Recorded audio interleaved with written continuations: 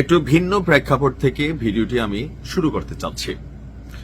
বাংলাদেশ আওয়ামী লীগের শাসনামলে মানুষ যে সকল কারণে আওয়ামী লীগের উপর বিরক্ত ছিল, প্রধান একটা কারণ হচ্ছে সংসদ থেকে শুরু করে যে কোনো সমাবেশ থেকে শুরু করে গলির কোনো প্রোগ্রাম, প্রত্যেকটা জায়গায় নেতা কর্মী মন্ত্রী এমপিরা যদি 10 মিনিট বক্তব্য দিতেন, 8 মিনিট গনে গনে থাকতো বিএনপি কি করছে, জামাত কি করছে।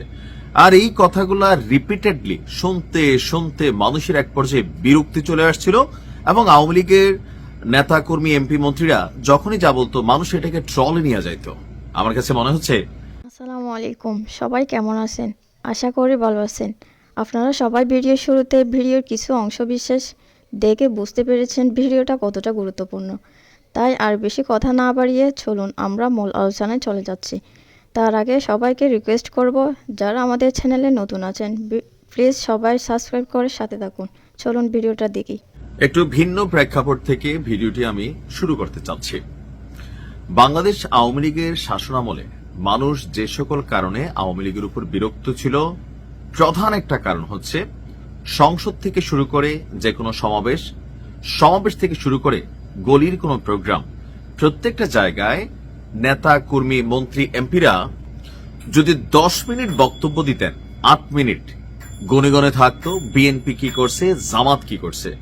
আর এই কথাগুলা রিপিটেডলি শুনতে শুনতে মানুষের এক পর্যায়ে বিরক্তি চলে আসছিল এবং আওয়ামী লীগের নেতা কর্মী এমপি মন্ত্রীরা যখনই যা বলতো মানুষ এটাকে ট্রলে নিয়ে যাইতো। আমার কাছে মনে হচ্ছে আওয়ামী লীগের পতনের পর বর্তমানে যে নির্বাচনমুখী প্রচারণা, সেখানে আমরা গত 2 দিন যাবত যে ধরনের পক্ষে বিপক্ষে পাল্টা, মানে এর বিপরীতে আবার পাল্টা যে বক্তব্যগুলো শুনছি, এগুলা কি আসলেই নির্বাচন সংক্রান্ত বক্তব্য হওয়া উচিত? আমার কাছে মনে হয়, আমি ক্ষুদ্র মানুষ, যে আমি ক্ষমতায় গেলে কি করব, আমার দল কি করবে, কিভাবে পলিসি হবে, কিভাবে জনগণের জন্য সুযোগ সুবিধা তৈরি হবে, ওই দিকে মনোযোগ দিয়ে কথা বলা। এর বিপরীতে কথা বললে হয় কি, আপনি ট্রলের শিকার হয়ে যাবেন। এর বিপরীতে কথা বললে হয় কি, যে মানুষের মধ্যে আপনাকে নিয়ে একটা নেগেটিভিটি হবে। তো এখন গত 2 দিনে সারা বাংলাদেশে আমরা যা দেখছি, দলগুলোর সর্বোচ্চ নেতা থেকে কর্মীদের মধ্যে 2 দলের প্রতি আসলে একটা হতাশামূলক অবস্থান কিন্তু মানুষের তৈরি হচ্ছে, কারণ পাল্টাপাল্টি কথাগুলা। যেমন বিএনপির খুবই সুন্দর একটা আয়োজন হচ্ছে ফ্যামিলি কার্ড। এখন এটা কতটুকু বাস্তবসম্মত করা যাবে, কি পরিমাণ চ্যালেঞ্জিং ইস্যু আছে, এগুলো নিয়ে আমি একটা ভিডিও তৈরি করছি। কিন্তু বিএনপির ফ্যামিলি কার্ড ভুয়া, এই বক্তব্য যখন জামাত ইসলামের এত বড় সর্বোচ্চ একজন নেতা, যিনি নায়েবে আমির ডাক্তার সৈয়দ আব্দুল্লাহ মোহাম্মদ তাহের ভাইয়ের কাছ থেকে আসে, তখন বক্তব্যটা আশাজনক না, হতাশাজনক। আবার জনাব তারেক রহমানও আপনার গতকালকে যেটা নিয়ে তিনি একটা বক্তব্য দিয়েছেন, যে ভূমিকম্পের মাধ্যমে অবশ্যই আল্লাহ একটা জাতিকে সতর্ক করে, কিন্তু তিনি বিষয়টা যখন জামাতকে কানেক্ট করছেন, সেখানেও কিন্তু তিনি ট্রলের শিকার হয়েছেন, তাই না? গতকালকে কিন্তু আমরা এই জিনিসগুলো দেখছি। জামাত তাদের পলিসি গ্রহণ করবে, বিএনপি তাদের পলিসি গ্রহণ করবে, মানুষের কাছে যার পলিসি ভাল লাগে তাকে ভোট দেবে। এনসিপি নতুন গজেন্না লোক, দলের মধ্যে অর্ধেকে আছে যারা বিভিন্ন ভাবে এই 17 মাসে কোটি কোটি না শত কোটির মালিক হয়েছে।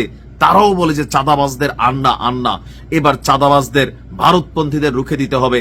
তাহের ভাই যখন বলেন ভারতের কাছে তারেক জিয়া দস্তখত দিয়ে আসছেন, সুতরাং ভারতের সাথে যে আগেই দস্তখত দিয়ে আসছে তার হাতে বাংলাদেশ নিরাপদ না। আবার বিএনপির পক্ষ থেকে যখন বলা হয় যে আমরাই একমাত্র বাংলাদেশের পক্ষের শক্তি, এই পাল্টাপাল্টি বক্তব্যে দলীয় সমর্থক ছাড়া বাকি যারা আছে, দলীয় সব সমর্থকরা বাকি যারা আছে, তাদের মধ্যে এটা ভাইব্রেশন ক্রিয়েট করে যে আসলে এই বক্তব্যগুলো কতটুকু সঠিক। দেখেন, আমার এই বক্তব্য আমি 2 দল থেকে গালি খাইতে পারি, এনসিপি থেকে খাইতে পারি, আসলে কি এগুলো নির্বাচনমুখী বক্তব্য? এখন বিএনপির ফ্যামিলি কার্ড যে ভুয়া, আমাদের তাহের ভাই যেই কথাটা বললেন যে যারা কার্ড নিয়ে যাবে তাদের আটকাবেন, অনেকে এখন কার্ডের একটা স্যাম্পল দেখাচ্ছে, তো এই স্যাম্পল নিয়ে যারা যাবে বিএনপির নেতাকর্মী তাদেরকে আটকাবেন। তো যারা আটকাবেন তারা কি মাইর খাবেন না? খাবে তো। এমনকি তিনি বলছেন যে চিফ ইলেকশন কমিশনার বলেছেন এটা বেআইনি, এগুলো নির্বাচনের আচরণ বিধি লঙ্ঘন। তারপরে একটি দল, অর্থাৎ নাম নেয় নাই, ওই যে ভাবি বলছিলেন না যে বিশেষ দল, ভারতের সাথে আপোষ করে আবার দেশ শাসনের জন্য বাংলাদেশকে ভারতের কাছে বিক্রি করে দিতে চায়। এই বক্তব্য আওয়ামী লীগ ক্ষমতায় থাকতে প্রতিনিয়ত শুনতাম শেখ হাসিনা বাংলাদেশ বেচা দিছে, শেখ হাসিনা ভারতের কাছে এটা দিয়ে দিছে। তো ডক্টর ইউনূস সরকার আইসা গত 17 মাসে শেখ হাসিনার দেওয়া জিনিস থেকে কি উদ্ধার করছে? এটা ছিল তৎকালীন প্রেক্ষাপটেও জামাতের একটা ন্যারেটিভ, যেটাতে বিএনপিও সাপোর্ট করত যে শেখ হাসিনা বাংলাদেশ বেচা দিতেছে। এখন দেখেন একই বক্তব্য আবার তারেক জিয়া বা বিএনপির বিরুদ্ধে, যে তিনি দস্তখত করে দিয়ে আসছেন বাংলাদেশ বিক্রি করে দিবেন। এখন এই যে বক্তব্যগুলা, এগুলোর প্রতি কি মানুষের পজিটিভ ফিডব্যাক হয়? তাহের ভাই যথেষ্ট সম্মানিত মানুষ, বিএনপির অনেক বড় বড় নেতারা আছেন সম্মানিত, মানুষের পজিটিভ একটা থট আপনাদের কাছে চায়। এখন আপনারা যখন এই ধরনের কথাবার্তা বলেন বা আমরা যখন আপনাদেরকে ক্রিটিক হিসাবে সমালোচনা করি, হয়তো অনেকের গায়ে লাগবে, কিন্তু একটু আপনি বোঝেন নির্বাচনের এই মুহূর্তে এই ধরনের বক্তব্য পাল্টাপাল্টি, এক দলকে আরেক দল ছোট করার যে প্রবণতা, এক দলকে আরেক দলের খাটো করার যে প্রবণতা, মানে এটা তো আপনি বক্তব্য দিয়ে করাইতে পারবেন না। এটা কি সম্ভব? সম্ভব না। শেখ হাসিনা ফেসিস্ট স্বৈরাচার, কিন্তু এই দেশে এখনো আওয়ামী লীগের যারা সমর্থক তাদেরকে আপনি কোনোভাবেই বুঝাইতে পারবেন না। যারা পাগলা সমর্থক তারা মনে করতেছে শেখ হাসিনা যা করছে তাই রাইট। তো তাহলে আপনি কাকে বুঝাবেন? আমার কাছে মনে হয় যে এই নির্বাচনে অন্তত আমরা ব্যতিক্রম কিছু দেখতে চাই, যেখানে প্রত্যেক দল নিজেদের কথাই বলেন, জনগণ জানে কে বাংলাদেশের পক্ষে, কে বাংলাদেশের বিপক্ষে, কে দেশ বিক্রি করে দিবে, কে পাকিস্তানপন্থী, কে বাংলাদেশপন্থী। Let decide to the people. মানুষকে এটার সিদ্ধান্ত নিতে দিন।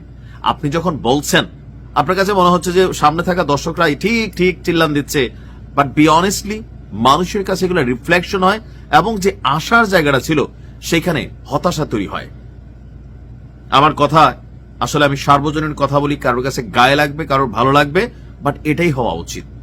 এতে দলীয় সৌন্দর্য যেমন ঠিক থাকে, রাজনীতির যে শিষ্টাচার, একদল অন্য দলকে সম্মান করা, একদল অন্য দলকে মানে কি বলা হয় যে পায়ে পা দিয়ে ঝগড়া না করা বা উত্তপ্ত বাক্য বিনিময়ে সহযোগিতা না করা। যেমন আবার আমাদের মিয়া গোলাম পরোয়ার ভাই তিনি বললেন যে একজন আসছেন লন্ডন থেকে মুফতি হইয়া ফতুয়া দিতে। এই যে দেখেন, মানে এই কথাবার্তাগুলোতে কি হচ্ছে?